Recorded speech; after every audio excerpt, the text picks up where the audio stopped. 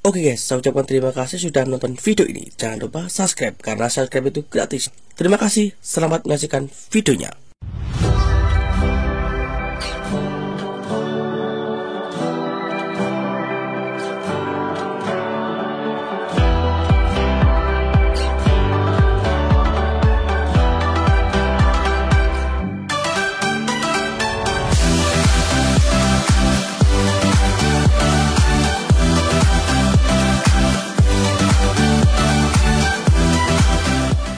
Assalamualaikum warahmatullahi wabarakatuh. Ketemu lagi dengan saya Hermawan VD, tetap di sejarahnya Kota Blitar. Oke, di sini saya temani dengan Pak Mbah ini. Enaknya Mbah Mbah? Ya, Mbah Hadi. Mbah Hadi. Juru kunci di Ludoyo sini, judulnya Gongge Pada. Oke, maka itu saya akan menanyakan kepada panjenengan di mana asal mula sejarah terbentuknya sejarah Gong Kiai Padah di Ludoyo sini, seperti itu. Kalau dikatakan sejarah pusaka Kiai Padah itu sejarahnya sangat berhubungan. Sejarah Kiai Padah itu sangat berhubungan dengan mataram Islam atau disebut dengan Kartosuro, ya, Kartosuro. Itu dulunya sejarah Kiai Padah sebelum sampai ke Ludoyo itu bermula pada susunan Amangkuratmas atau disebut dengan Pangeran Prabu, Pangeran Prabu. Beliau lahir pada 1663 Masehi. 1663 itu berada di Mataram Islam sana, atau disebut dengan Kartosuro di daerah Solo sana. Beliau adalah seorang raja di Kartosuro sana. Kemudian beliau itu mempersunting seorang istri yang mana beliau itu yang disunting adalah istri dari pamannya sendiri. Berarti itu masih ada keluarganya? Ponakan. Oh, gitu. Ya, ponakannya sendiri. Selang beberapa waktu beliau beristri dari ponakannya tersebut. Istrinya tersebut selingkuh, terjadi perselingkuhan dengan orang lain. Akhirnya si istri ini dihukum mati karena hukum syariat hukum Islam sudah berada di hukum syariat Islam, bukan lagi hukum yang zaman dulu, bukan, tapi langsung hukum Islam, syariat Islam, dihukum dengan hukuman mati. Setelah istrinya dihukum mati, beliau itu mempersunting lagi istri dari adiknya yang dihukum ini tadi. Yang dipersunting adalah adiknya lagi, tetap putra dari pamannya, tapi adiknya yang dihukum tadi itu. Dari kakaknya yang dihukum, sekarang yang dijadikan ini adalah adiknya dari yang dihukum tadi. Setelah beberapa waktu belum sampai mempunyai putra, istrinya ini tadi mempunyai perencanaan dengan si paman atau mertuanya sendiri untuk menggulingkan singgasana atau memberontak dari pemerintahan susunan Amangkuratmas namanya Raden Mas Sutikno. Tadi itu Raden Mas Sutikno. Kemudian rencana itu tercium oleh Raden Mas Sutikno sendiri atau si raja ini tadi tercium. Karena sudah tercium, kenapa kok saya mau digulingkan? Ternyata itu di belakangnya beliau itu ada yang namanya VOC atau Belanda. Ternyata didukung oleh Belanda karena Pangeran Prabu ini atau Raden Mas Sutikno ini adalah orang yang sangat berpengaruh di tanah Jawa ketika itu untuk penyebaran agama Islam, sangat berpengaruh sekali. Makanya Belanda ingin membunuh atau menangkap Raden Mas Sutikno ini. Karena rencana itu sudah tercium oleh Raden Mas Sutikno, maka Raden Mas Sutikno beserta beberapa prajurit yang ada di sana itu langsung melarikan diri atau keluar dari kerajaan dengan membawa harta benda yang ada di kerajaan dan membawa pusaka-pusaka yang ada di kerajaan. Salah satunya adalah pusaka Gong Kiai Padah itu tadi dibawa oleh Raden Mas Sutikno. Keluarnya beliau dari kerajaan niku menuju Ponorogo, Kabupaten Ponorogo. Kemudian sampai di Ponorogo bertemu dengan Adipati Ponorogo. Di sana beliau tidak disambut dengan baik karena beliau datang dengan membawa harta benda itu membuat apa ya istilahnya iri atau menginginkan. Adipati Ponorogo itu menginginkan harta yang dibawa oleh Pangeran Prabu ini, Raden Mas Suting ini. Beliau boleh berada di Ponorogo asalkan mau menyerahkan hartanya ke Adipati Ponorogo. Jadi yang harta yang dibawa dari kerajaan itu, itu mau diambil oleh Adipati Ponorogo. Boleh berada di Ponorogo asalkan harta itu ke sana, ya diserahkan pada sana. Namun Pangeran Prabu Raden Mas Suting ini tidak mau. Akhirnya beliau mengutus salah satu prajuritnya untuk pergi ke Pasuruan menemui teman baiknya namanya Untung Suropati, ya, namanya Untung Suropati. Berangkatlah si prajurit ini menuju ke Pasuruan. Setelah di Pasuruan, prajuritnya nyampe ke sana dan disambut baik oleh Untung Suropati. Prajurit ini kembali lagi ke Ponorogo untuk menemui Pangeran Prabu. Ternyata diperbolehkan untuk menginap di sana atau berkunjung ke Pasuruan karena beliau ada pelarian dari kerajaan, kan seperti itu. Berangkatlah beliau menuju ke Pasuruan. Nyampe di Kediri mau menuju ke Pasuruan, beliau berpikir lagi sejenak karena di situ masih hutan yang sangat lebat.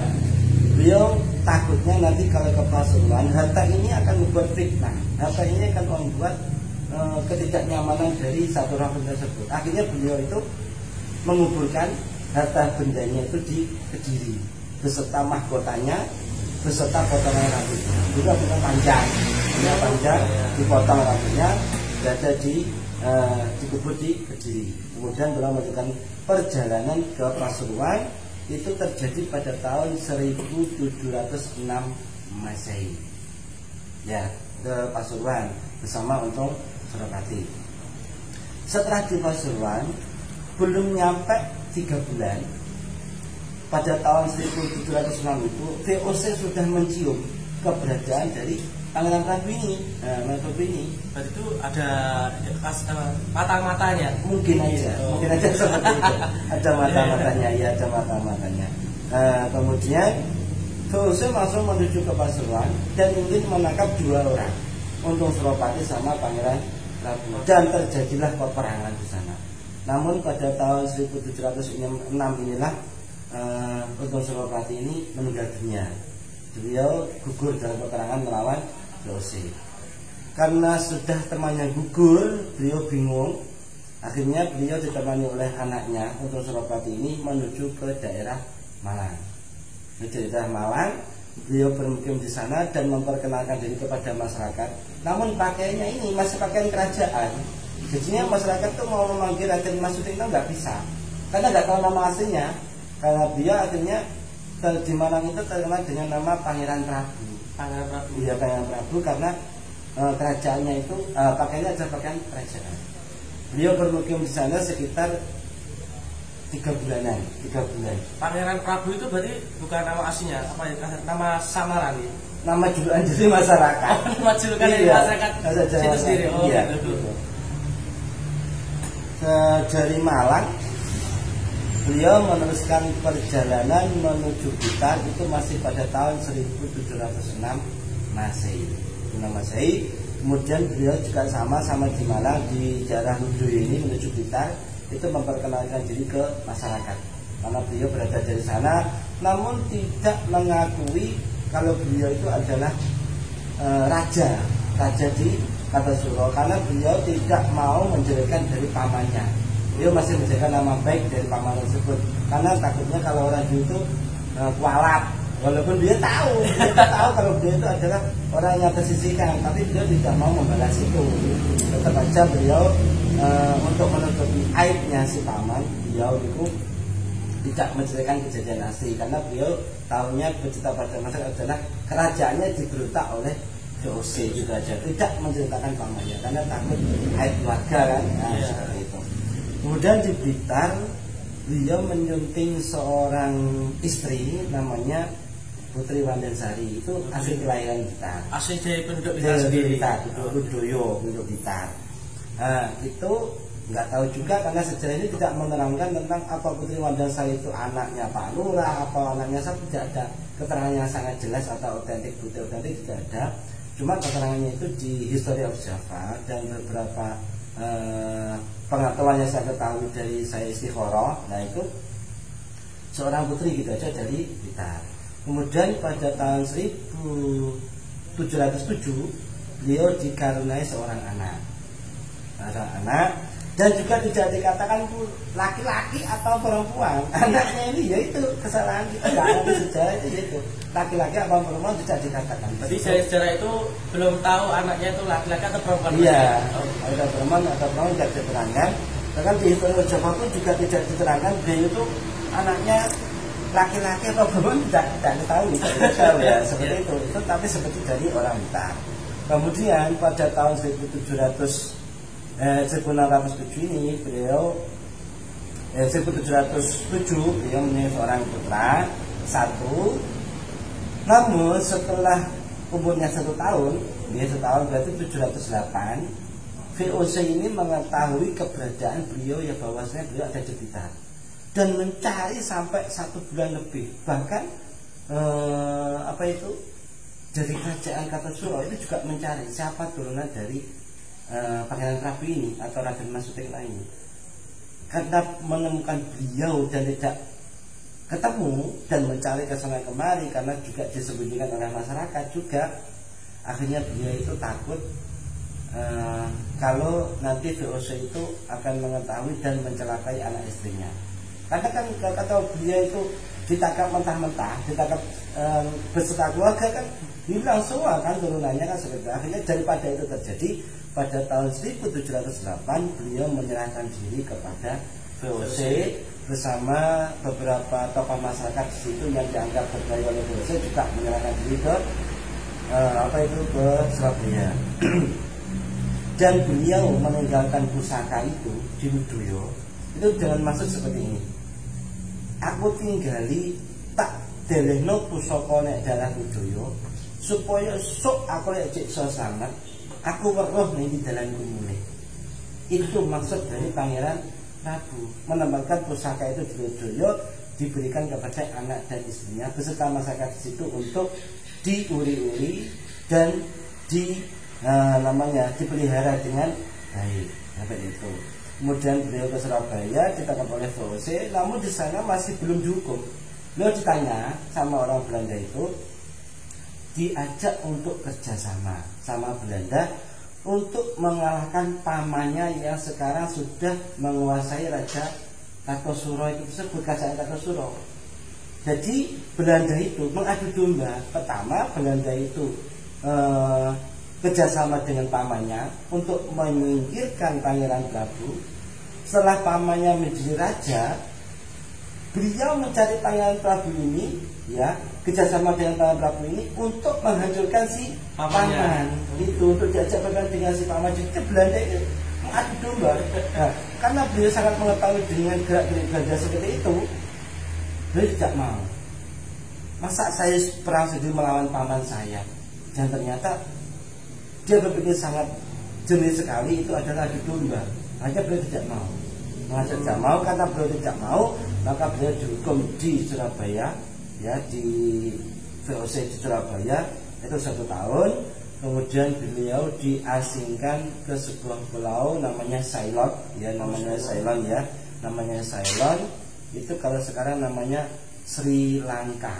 Ya. Sri Lanka. Ya, Sri Lanka. Kalau sekarang namanya Sri Lanka. Beliau di sana diasingkan 23 tahun dan beliau meninggal dunia pada tahun 1743 Masehi di Ceylon sana. Jadi Sri Lanka tadi ya? Ya, di Sri Lanka. Jadi sampai sekarang itu tidak ada yang mengetahui kuburnya di mana. Tapi karena sejarah itu menerangkan cuma beliau dihukum di Sri Lanka itu meninggalnya pada tahun 1743 Masehi dan meninggal di sana, bukan di Jawa. Makanya kalau ada orang mengatakan makam Pangeran Prabu di Jawa itu nggak ada keterangannya seperti itu, nggak ada. Itu cuma dari isu dari masyarakat sendiri. Mungkin ada seperti itu. Ya, mungkin ada seperti itu. Tapi kalau saya sendiri sebagai juru kunci dan melihat referensi yang saya baca, kemudian saya juga istikharah yang saya terima memang itu sangat benar sekali, beliau tidak ada di tanah Jawa kuburannya, makomnya, dan juga dari keluarganya ditinggalkan. Itu tidak ada sejarah yang menerangkan keluarganya sekarang ada di mana, Nyiwan dan Sarinya ada di mana, itu juga tidak diketahui. Itu sampai sekarang. Itulah khususnya sejarah dari Kiai Padah, beliau meninggalkan di Ludoyo sini. Ya, di Ludoyo sini itu pusaka Kiai Padah itu pertama kali dirawat oleh Ki Iyang Tariman. Ya, Ki Iyang Tariman meninggal dunia, kemudian dirawat oleh namanya Mbok Rondo Dadapan, namanya Nyai Potro Sutro. Nyai Potro Sutro. Iya, Nyai Potro Sutro itu kemudian diserahkan ke Ki Ageng Seco, itu berada di Wonogiri sana. Kemudian sampai dibawa lagi ke Ludoyo sini, itu dirawat oleh Ki Renggo Kertorejo. Itu pun terjadi pada tahun 1798. Itu terakhir kali diketahui juru kunci terakhir 1798. Jadi belum ada 1800. Setelah 1798 itu yang saya ketahui, pusaka ini dirawat oleh Ki Imam Bukhari atau disebut dengan Kiai Imam Bukhari itu pada era 1800-an, kemudian Mbah Suparil itu di era 1900-an, kemudian saya itu penyerahnya itu masih 2017. Berarti ada apa itu namanya? Ada apa ya? Juru kunci yang belum tertulis maksudnya? Ada gitu. pemutusan tentang sejarah juru kunci yang tidak tertulis. Karena Ki Imam Bukhari itu sudah dari 1798 dengan era Ki Imam Bukhari 1800-an hampir 1990-an, itu hampir 100 tahun. Itu ada juru kunci yang tidak tercatat oleh sejarah. Ya, seperti itu. Kira-kira seperti itu. Itu sejarah tentang Kiai Padah yang ada di Ludoyo. Itu. Kira-kira seperti itu. Jadi untuk para subscriber buat yang berada di jauh-jauh, kalau ingin bersilaturahmi atau kasarnya apa sih namanya? Berziarah ya, itu diperkenankan untuk sini. Boleh ke sini, boleh, tidak apa-apa. Untuk semuanya, karena adalah milik Nusantara, itu sudah diresmikan milik Nusantara pada tahun 2018 tanggal 17 Januari sebagai peninggalan pusaka tak benda.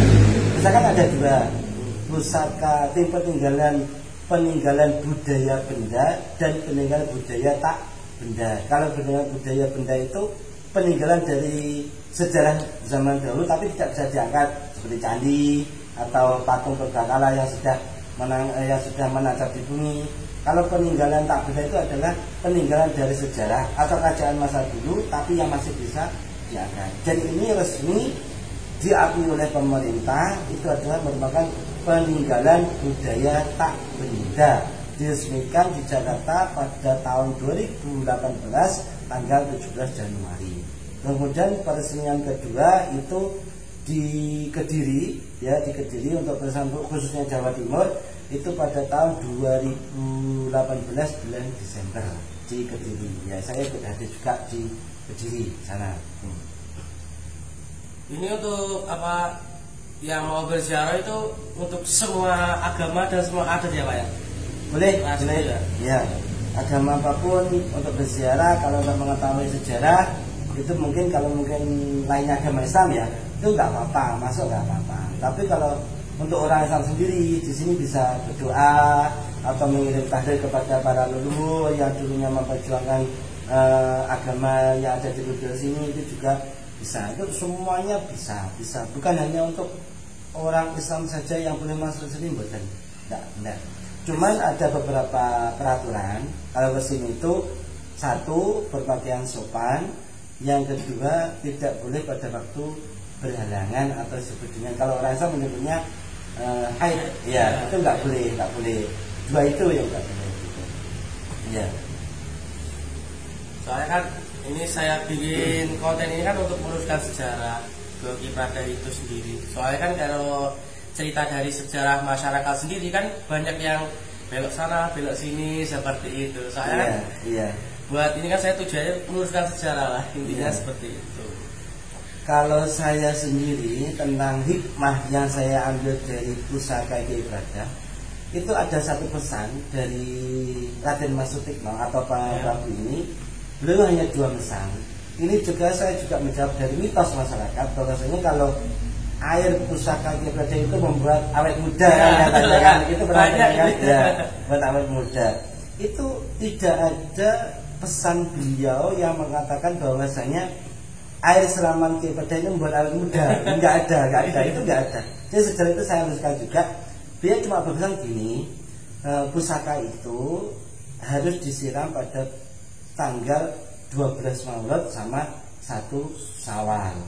Dan air siraman itu, air siraman dari Pusaka Kiai Bradah itu bisa untuk mensejahterakan masyarakat. Maksudnya itu kalau orang apunten ya maaf, biasanya kan ada broken home dan sebagainya, itu congkrah pada keluarga, itu ketika di air itu dibasuh dengan air itu insya Allah bisa rujuk kembali, Yang kedua, air itu bisa digunakan untuk obat.